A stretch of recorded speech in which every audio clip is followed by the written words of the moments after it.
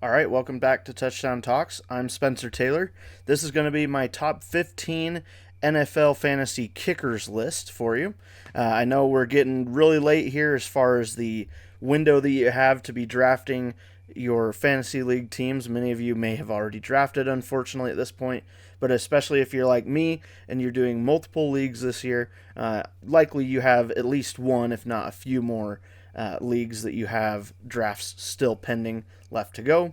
This is the kickers video. There's one more left in this series. I will have a video on defense and special teams coming out very soon as well. So if you want that video, go down to my channel, Touchdown Talks. You'll be able to find that video as well as all the previous videos, kickers, defense, quarterbacks, wide receivers, running backs, tight ends, all those positions, all top 15 lists, all available on the channel. So if you do enjoy any of these, hit subscribe, hit the notification bell, leave a like rating on any videos that you've enjoyed, and let me know in the comments what you've thought. Let me know what kickers you're hoping to get in fantasy this year. And without any further ado, let's go on into this video. So with number one on my list for kickers, number one on my list this year is going to be Brandon Aubrey with the Dallas Cowboys. He finished as the number one kicker in 2023 and the number two kicker in 2024. So that's 2 years in a row now that he's been a top two kicker. Dallas and their offense has been very conducive to kickers and also their style on offense. Of course, they do have a new head coach now, so we'll have to see how their style changes a little bit. Obviously there's a lot of things going on with the Cowboys, but I do expect that the Cowboys offense, at least to start out, they've got Dak Prescott back healthy again. They got CeeDee Lamb healthy to start the year. They've made some other moves, brought in George Pickens. Supposedly, according to Jerry Jones, they've improved things for their run game. I don't know that I believe it, but I do think they should still have a potent enough offensive attack that they should be able to find themselves into any enemy territory a good amount, and I do think they will be one of those teams that gets into positive territory a lot, but doesn't necessarily always capitalize on it with a touchdown, and they're not going to necessarily be the most aggressive team on fourth downs as well, which all those combine to be a great mix for a good fantasy kicker. And Brandon Aubrey also, the thing is just simply talent and ability to kick accurate and long-range kicks, and Brandon Aubrey is one of the top kickers of recent years for all of those, so that is why he is the number one on my list. You're going to have to pay a decent price in drafting if you want to get a kicker of his caliber. He's on average going 114th in fantasy drafts right now. So for a kicker, that's a semi-high draft pick, but you get what you pay for here. So at number two on my list, I have Cameron Dicker with the LA Chargers. On average, he's going at pick 131, so about a round later than Brandon Aubrey, but still semi-high pick for a kicker, but some space in there. He finished 7th in 2023 and 3rd in 2024 for kickers, so both 2 years in a row he's been a top 10 kicker. His projected ADP feels like a pretty fair spot to me. He did finish 2024 with 176 points compared to Brandon Aubrey's 187 points. And then, for projections in 2025, Dicker's projections currently are at 143.8, which would be pretty good for him, would match right about where he's at in ADP currently. Moving on to number three on my list is going to be Jake Bates with the Detroit Lions. Jake Bates he's entering into his second season after finishing 7th for kickers in 2024. The Lions should have a good offense and a great team overall.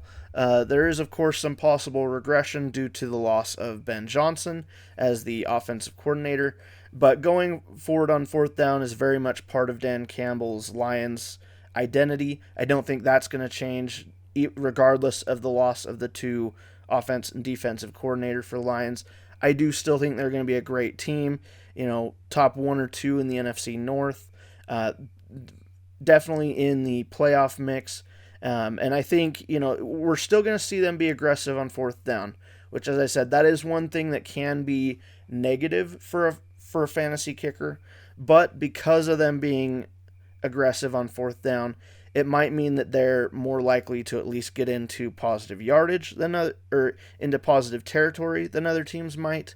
And if they are aggressive on fourth down, but they're not the Eagles where they have a tush push.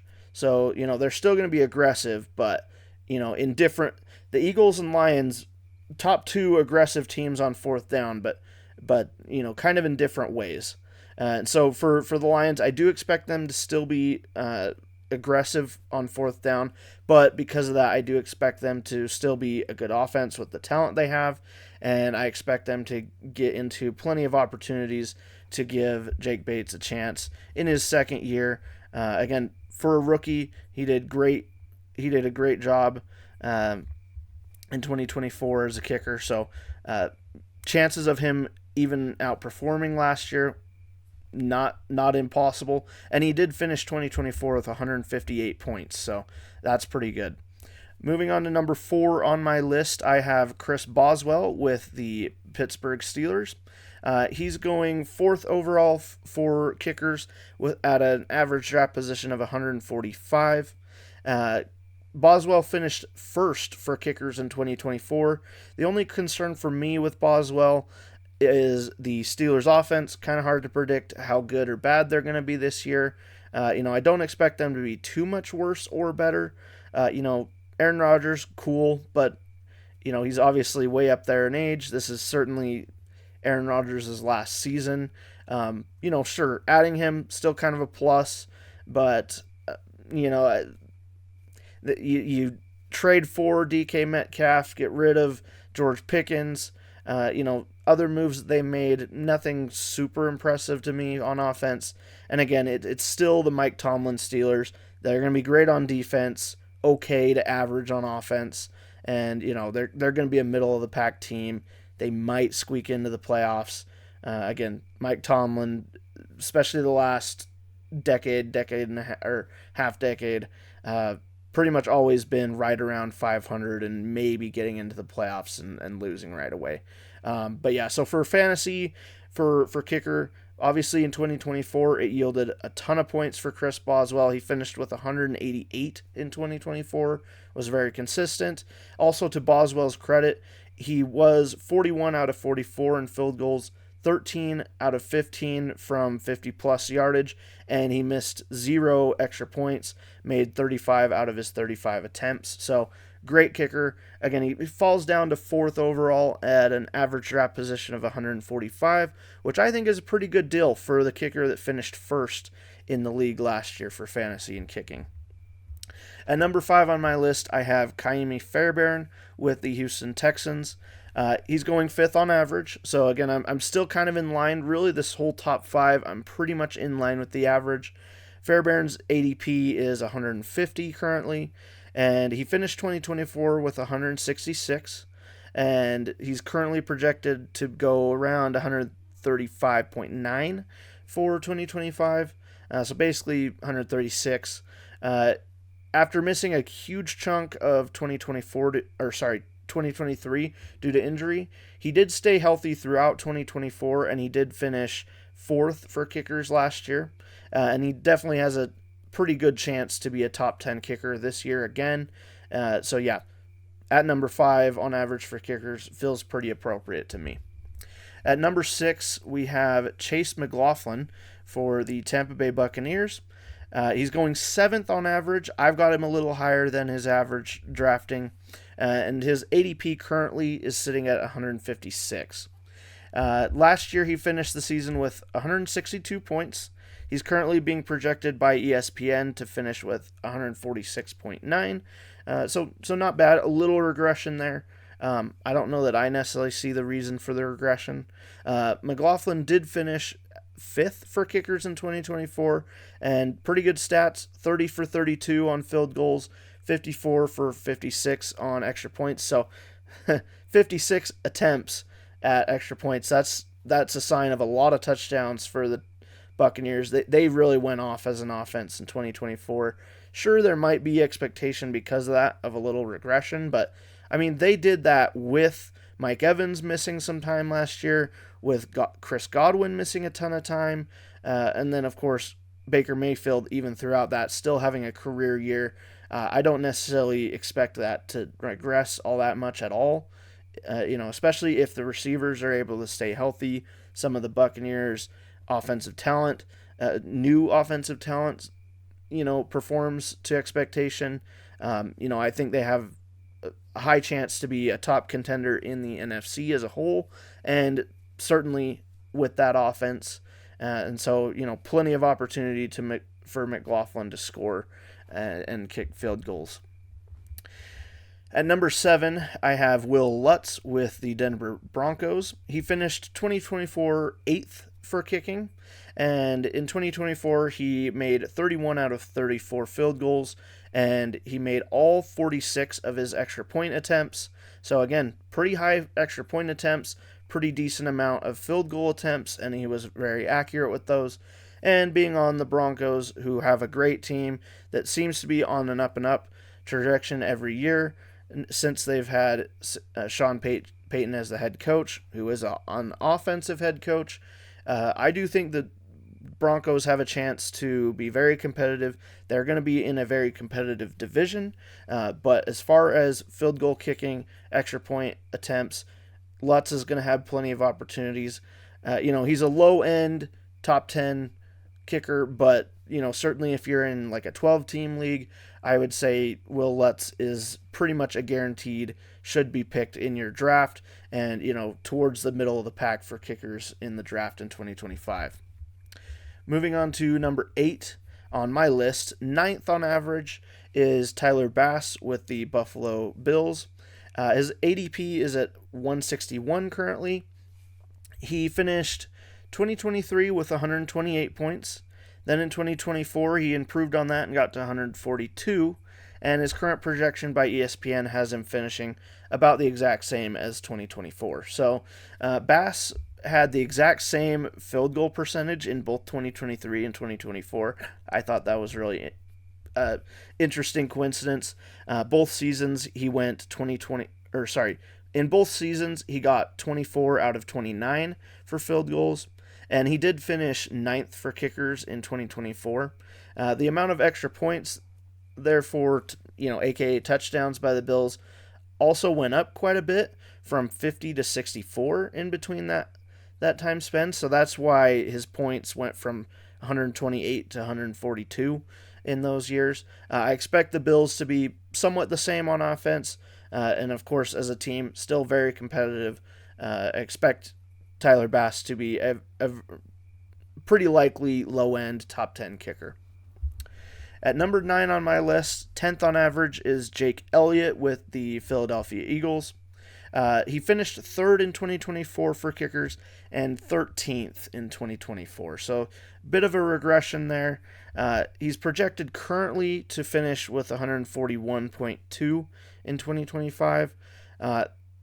That would have him be in the top 10 and higher than where he was in 2024. But, I don't know that I necessarily...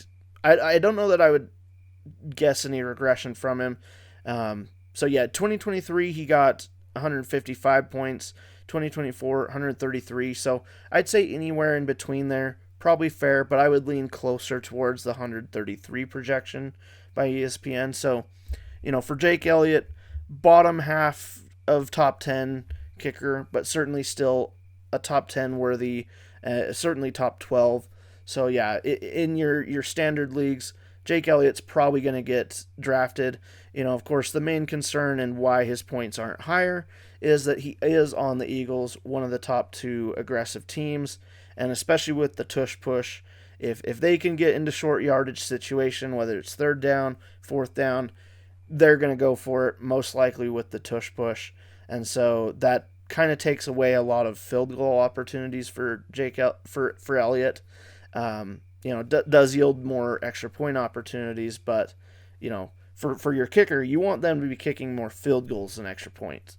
So, on to number 10 on my list, going 8th on average with an ADP of 159, I have Harrison Butker for the Chiefs. So, I'm a little lower on Harrison Butker than the average is.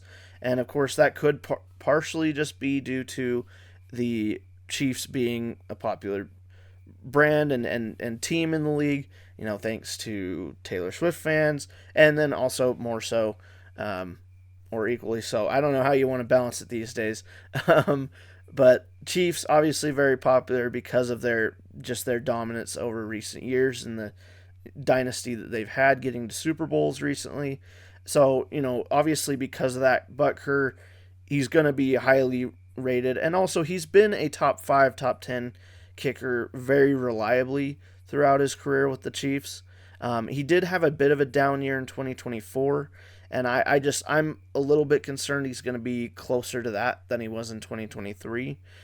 He did finish as the 5th overall kicker in 2023, but then in 2024 he came in projected to be kicker 1, and massively disappointed. However, to be fair, he did also miss 4 games of the season, so that's part of it as well. So, assuming Butker is able to stay healthy, I do expect him to have a little bit of a bounce back, which fits along with ESPN's projection for him at 138.4. So it's fair to have him as a middle ground starting kicker or low starting kicker. If not, certainly a good streaming option week to week off waivers if he does get dropped at all. But yeah, so that rounds out number 10. So on to the 11th spot on my list. I have Tyler Loop for the Baltimore Ravens. On average, he's actually going 15th, and his average draft position is all the way down at 168. So, pretty low pick, and still a bit high for kickers. A lot of these kickers, the average draft position is a bit high, in my opinion, at this point. But for Tyler Loop, he's taking over for kicking for Justin Tucker, who, of course, got released by the Baltimore Ravens and is currently serving a suspension due to some off-the-field stuff. But regardless, Tyler Loop is the first rookie kicker that the Ravens have had since they got Justin Tucker back in 2012. So obviously for Baltimore, you hope that this is the second time that a rookie kicker works out for you, and it works out in the long haul. Really the only preview that we have so far for Tyler Loop in the NFL is this preseason, where he did go 6 out of 8 for field goals. So do with that what you will. It is preseason, of course, even for kickers. Although I think the preseason excuse or whatever for kickers not as valid, but certainly for kickers, they still need practice. They still need reps to work on their accuracy, their range, that kind of thing. So I do expect Tyler Loop to have a good season, and wherever he ends up this season, better in 2026 even. But so for me, he's 11th. On average, he's getting drafted 15th for kickers, but I do think a lot of that just has to do with the fact that he is a rookie, so there's a lot of unknowns there. And also just as far as rookies with names that are recognizable, his is going to be less recognizable because he's a kicker. At number 12, I have Evan McPherson with the Cincinnati Bengals. He is going 11th on average for kickers at a pick number of about 163. In 2023, he had 135 points, but then in 2024 regressed quite a bit down to 88. Now that was a good portion due to him missing some games, but also it was due to a bit of a regression on his part in his field goal percentage. In 2024, he had a career low in field goal percentage at 72.7 for field goals. His career average in the 3 seasons before that was 83.8. So if he's able to just stay healthy this season and he's able to get his accuracy and range back up again, closer to his average, I do expect him to get close to 130, 135, somewhere in there, which is starting kicker worthy. It's just fringe. It's on the line. So he might be better as a streaming option rather than keeping him week to week. Of course, with kickers, and I'll talk about it more with defenses in the next video, but these are positions that there's a reason why we draft them so low in the draft in general, because for the most part, even with the starting, best of the best in the position, they're not always going to be the greatest week to week. And so these are positions that you really want to be monitoring throughout the season. And, even if you drafted a kicker semi-high or a defense semi-high for that position, you don't want to get too beholden to that decision. If it ends up being that on a, week, we get to week 5 and, your kicker or defense, whatever, has an unfavorable matchup, or with a kicker, they've been struggling, something like that, it may be worth it to look at the waiver wire and go, okay, here's this kicker that went undrafted, but hey, they've been doing great, or hey, they've got a great matchup. Let's pick them up and try them out this week. Certainly with kicker, and especially defense, that's really an attitude you want to be at least open to. Of course, if your kicker or defense are being consistent week in, week out, that's great. But for these two positions, not common.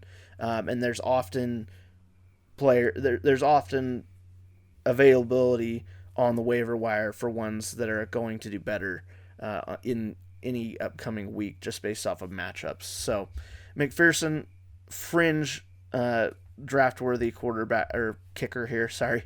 13th on my list here coming up is Cam Little with the Jacksonville Jaguars. He is going 12th overall for kickers with an average draft position of about 166. He finished 2024 with 124 points and is currently projected to outdo that just by a little bit at 135.8. He was pretty good last year, which was his rookie season, by the way. He went 27 for 29 on field goals, and he made all of his 27 extra point attempts. And he had a long, his long for field goals was 59, so pretty good long for a rookie kicker. And the biggest issue with the Jags and Cam Little is the Jags offense, of course. That's a large reason as to why his points were so low last season and this season as well. I expect the Jags offense to hopefully be better. Certainly Jags fans would hope so with the movement that they've been making in the offseason. But I wouldn't put too much stock in it. So, Cam Little, fringe starting quarterback at best, if not a good possible streaming option. And again, this is his second season as a kicker, so I do expect him to improve on those numbers. And if he does get close to that 135 projected for the season, that will put him pretty close, if not into the top 10 for kickers. At number 14 on my list for kickers, I have Younghoe Koo with the Atlanta Falcons. Koo had a bit of a disappointing 2024. He missed 3 games, and when he was playing, he had a pretty much career low field goal percentage, with making only 25 out of 34 attempts. That's a percentage of 73.5. Although he did make all of his extra point attempts, which is good, 26 out of 26. Should he be available for all 17 games this season, certainly expect a bounce back from him. In 2023, he had scored 133 points.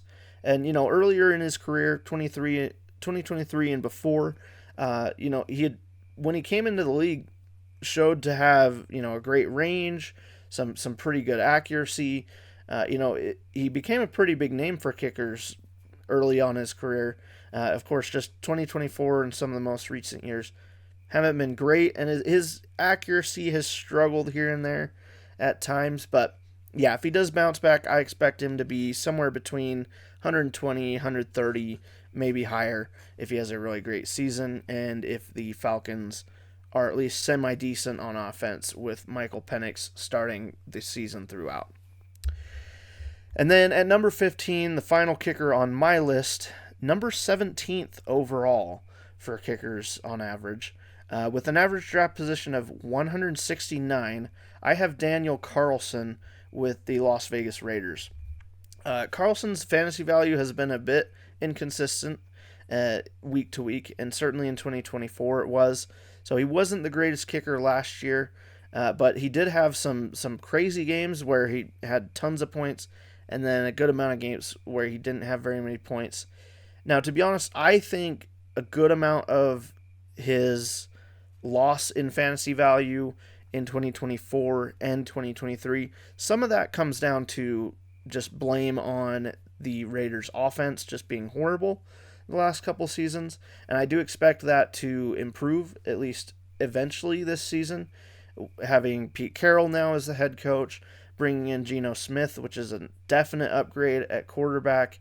You do lose Devontae Adams, but you have Brock Bowers at tight end, who's in his second season. So, I think the Raiders have the makings to at least slightly improve their offense and their team in general, and maybe get Carlson some more opportunities. Because the thing is Carlson, earlier on in his career with the Raiders, back between like 2020, 2025, he was consistently like a top 5, top 10 fantasy kicker. I remember having him on many teams during that span in fantasy, but since then, as I said, in the last couple seasons, he hasn't quite been able to get to that level on a consistent basis. So I've barely used him in fantasy since then. But again, a lot of that, in my opinion, falls on the blame of the offense of the Raiders, just hardly ever getting him in range for kicking. So with that, that'll end out my list for kickers, the top 15. I hope you've enjoyed. If you have, please hit the like rating. Let me know what you thought down below in the comment section. And of course, if you will, subscribe, hit the notification button if you don't want to miss any future videos from me, whether they are fantasy or just NFL related in general. We are so close to the NFL season starting. Basically 1 week away from today that you're watching this, we will have our first NFL Sunday. I'm so excited. I hope you are as well. And I will see you in the top 15 defense and special teams video very soon.